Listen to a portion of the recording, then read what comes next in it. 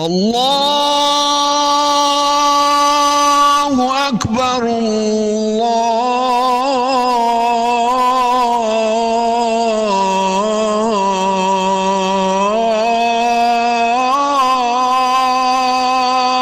اکبر۔ اے ایمان والو، جب جمعے کے دن نماز کے لیے پکارا جائے تو اللہ کے ذکر کی طرف لپکو اور خرید و فروخت چھوڑ دو، یہ تمہارے لیے بہتر ہے اگر تم سمجھو۔ آج کا خطبہ عنوان: نوجوان بچوں، بچیوں اور بزرگوں کی موجودگی میں گھریلو زندگی کو پرسکون کیسے بنائیں۔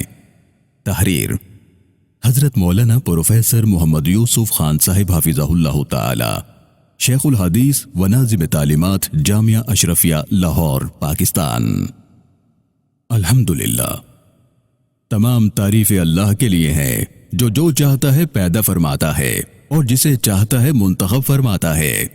میں اس کی تعریف کرتا ہوں کہ اس نے مخلوقات کو پیدا فرمایا اور تقدیر مقرر کی، زمانوں، علاقوں اور ادوار کو ایک دوسرے سے افضل بنایا۔ میں گواہی دیتا ہوں کہ اللہ کے سوا کوئی الہ نہیں، وہ واحد ہے، اس کا کوئی شریک نہیں۔ میں یہ بھی گواہی دیتا ہوں کہ ہمارے سردار، ہمارے آقا سیدنا محمد مصطفیٰ صلی اللہ علیہ وسلم اللہ کے بندے اور چنیدہ رسول ہیں۔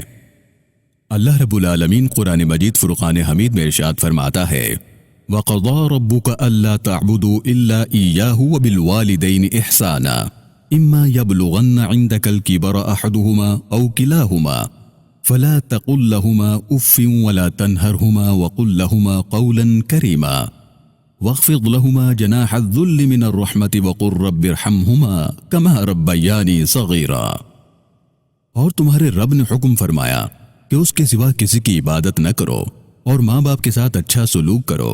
اگر تیرے سامنے ان میں سے کوئی ایک یا دونوں بڑھاپے کو پہنچ جائیں تو ان سے اف تک نہ کہنا اور انہیں نہ جھڑکنا اور ان سے خوبصورت نرم بات کہنا۔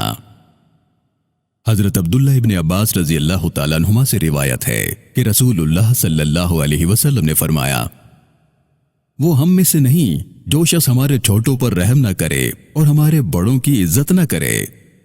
آپ صلی اللہ علیہ وسلم کے ارشادات حکمت سے آراستہ ہوتے ہیں۔ علماء کرام فرماتے ہیں کہ اس ارشاد مبارک میں پہلے چھوٹوں پر شفقت کا ذکر ہے، پھر بڑوں کی عزت کا تذکرہ ہے۔ معلوم ہوا کہ چھوٹوں پر شفقت بڑوں کی عزت کا سبب ہے۔ پہلے بڑے چھوٹوں پر شفقت کریں گے تو نتیجتاً چھوٹے بڑوں کی عزت کریں گے، اور یہ بات انسانی نفسیات کے عین مطابق ہے۔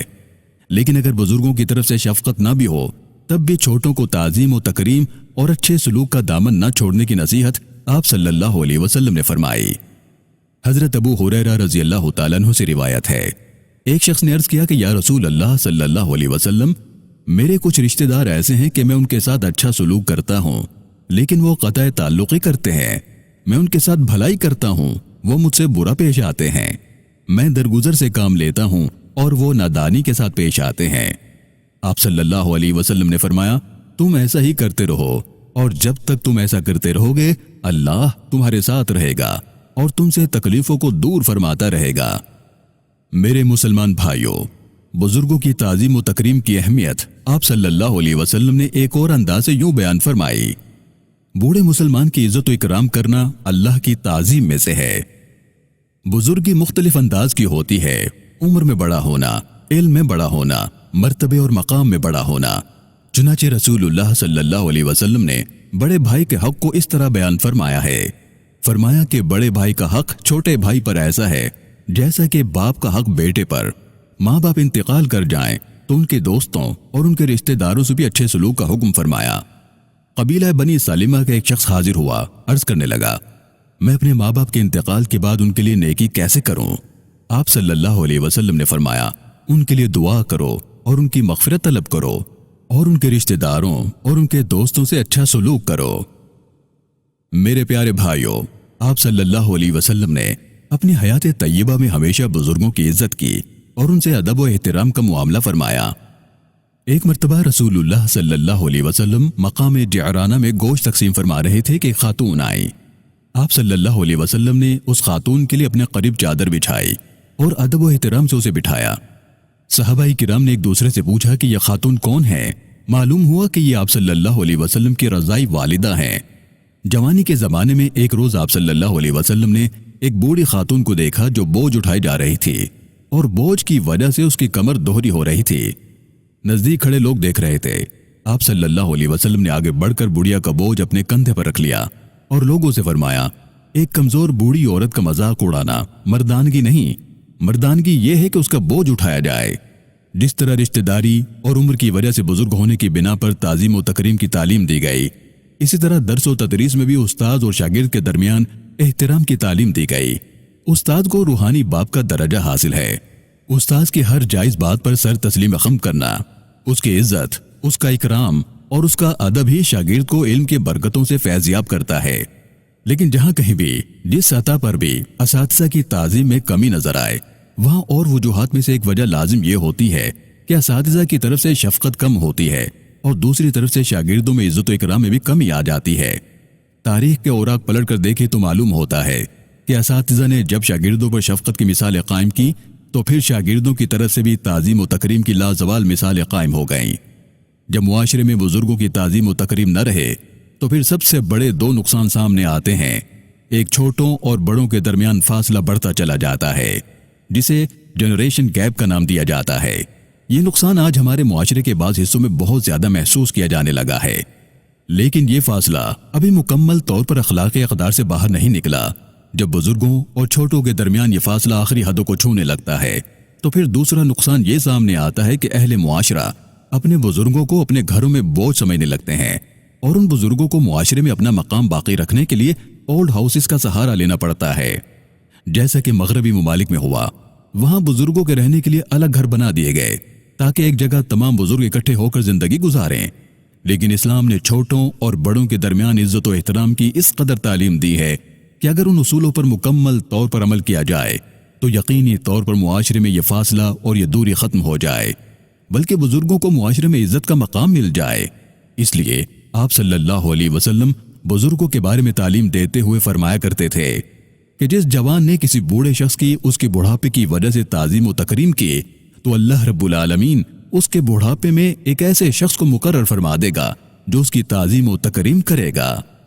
والدین جب بوڑھے ہو جاتے ہیں، ان کی جسمانی قوتیں کمزور پڑ جاتی ہیں، اس موقع پر ان کو اولاد کی خدمت کی ضرورت ہوتی ہے۔ اس وقت اولاد کی ذرا سی بے رخی ان کے دل پر زخم سے زیادہ تکلیف دہ محسوس ہوتی ہے۔ اس لیے اللہ رب العزت نے سورہ بنی اسرائیل میں والدین سے اچھا سلوک کرنے کا حکم فرمایا تو وہاں ان کی بزرگی کا تذکرہ کرتے ہوئے ارشاد فرمایا، جب وہ بڑھاپے کو پہنچ جائیں تو انہیں اف بھی نہ کہنا اور نہ ان کو جھڑکنا اور ان سے ادب سے بات کرنا۔ پھر آخر میں والدین کے لیے جو دعا کرنے کا حکم فرمایا، اس دعا کے الفاظ بے حد توجہ کے قابل ہیں۔ وہاں یہ نہیں فرمایا کہ اے اللہ ان بزرگوں کو ہدایت دے، یہ ہمارے لیے بوجھ ہیں، بلکہ اللہ تعالیٰ نے یوں فرمایا کہ یوں دعا کرو، رب ارحمہما کما ربیانی صغیرا، اے ہمارے پروردگار ان پر رحم فرما جس طرح کہ انہوں نے ہمیں بچپن میں پالا۔ بچپن میں ہم ان بزرگوں کے محتاج تھے، نہ کھا سکتے تھے نہ پی سکتے تھے، اپنی صفائی بھی نہ کر سکتے تھے۔ واقعی ہماری حالت قابل رحم تھی۔ ان بزرگوں نے اس وقت ہم پر رحم فرمایا۔ اے اللہ اب ان پر محتاجی کا وقت ہے، آپ ان پر رحم فرمائیے۔ جس طرح اللہ تعالیٰ نے چھوٹوں کو اپنے بزرگوں کی تعظیم و تکریم کا طریقہ بتایا۔ میرے مسلمان بھائیوں، جس طرح اللہ رب العالمین نے چھوٹوں کو اپنے بزرگوں کی تعظیم و تکریم کا طریقہ بتایا، اللہ رب العزت ہمیں معاشرے میں اپنے گھروں اور خاندانوں میں اور درس گاہوں میں اپنے بزرگوں کی تعظیم و تکریم کی توفیق عطا فرمائے تاکہ ہم اس عزت و اکرام کی برکتوں سے فیضیاب ہو سکیں۔ میں اسی پر اکتفا کرتا ہوں، اپنے لیے، آپ کے لیے اللہ سے مغفرت کی دعا طلب کرتا ہوں۔ الہی ہمارے گناہوں کو معاف فرما، ہمیں چھوٹوں پر شفقت اور بڑوں کی عزت کرنے کی توفیق عطا فرما، آمین۔ والسلام علیکم ورحمۃ اللہ تعالی وبرکاتہ۔ وما علینا الا البلاغ المبین۔